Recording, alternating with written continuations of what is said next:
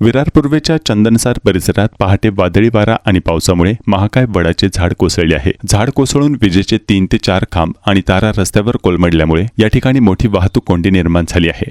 शिवाय परिसरातील वीज पुरवठा खंडित झाला आहे. पोलिसांकडून विजेच्या तारा बाजूला करून वाहतूक सुरळीत करण्याचा प्रयत्न सुरू आहे. मात्र महावितरणच्या कर्मचाऱ्यांनी तातडीने या तारा बाजूला करण्याची मागणी होत असताना या ठिकाणी महावितरणचा कर्मचारी दिसत नाही.